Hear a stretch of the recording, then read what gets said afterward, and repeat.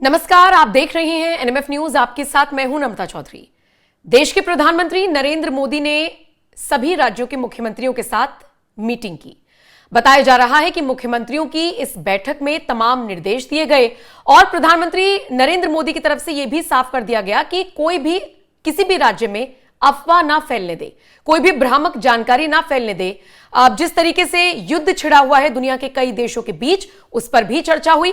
उसका असर भारत पर किस तरीके से पड़ रहा है और उसका असर किस तरीके से रोका जा सकता है, इसको लेकर भी मुख्यमंत्रियों के साथ इस बैठक में चर्चा हुई।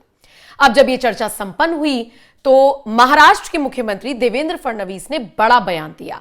उन्होंने प्रधानमंत्री मोदी के साथ हुई इस मुलाकात और बैठक के बाद बताया कि किन किन मुद्दों पर चर्चा हुई और कैसे वैश्विक स्तर पर जो सारी चीजें चल रही हैं उन पर मंथन हुआ और भारत को लेकर बातचीत हुई। सबसे पहले देवेंद्र फडणवीस ने इस मीटिंग को लेकर कहा कि मैं भारत के प्रधानमंत्री नरेंद्र मोदी का आभार व्यक्त करता हूं। उन्होंने देश के सभी मुख्यमंत्रियों के साथ बैठक की। जिस प्रकार से प्रधानमंत्री ने वैश्विक संकट की इस स्थिति में नेतृत्व किया, उसकी सभी मुख्यमंत्रियों ने सराहना की। उसके बाद फिर देवेंद्र फडणवीस ने बताया कि कैसे कामकाज ठप पड़ा हुआ है दुनिया के कई देशों में, लेकिन भारत पर इसका असर अभी ना के बराबर देखने को मिल रहा है। उन्होंने कहा कि आसपास के कई देशों में इस संकट के कारण कामकाज बंद है। कुछ देशों में वर्क फ्रॉम होम की स्थिति है।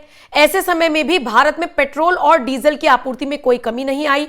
कीमत में जो बढ़ोतरी हुई उसका बोझ भी केंद्र सरकार ने जनता पर नहीं डाला, खुद उठाया।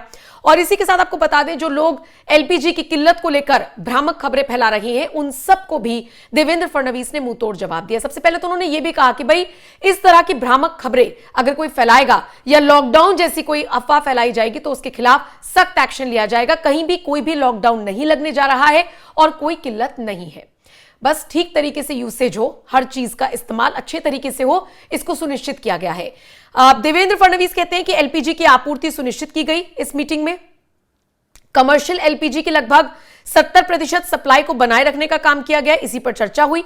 नरेंद्र मोदी ने यह भी कहा कि अफवाहें फैलाकर पैनिक की स्थिति बनाने वालों पर कड़ी कार्रवाई की जानी चाहिए। और जैसे कि मैंने आपको बताया कि लॉकडाउन को लेकर जो लोग अफवाह फैला रहे हैं, तो देश के लोगों को गलत जानकारी देना, उन्हें भड़काना, देश में घबराहट की स्थिति पैदा करना, ऐसा करने वाले लोगों के खिलाफ भी सख्त कार्रवाई की जाएगी। गैस पर उन्होंने कहा कि सरकार बड़े स्तर पर पाइप गैस लोगों तक पहुंचाने का काम कर रही है और ऐसे में किसी को भी पैनिक होने की जरूरत नहीं है।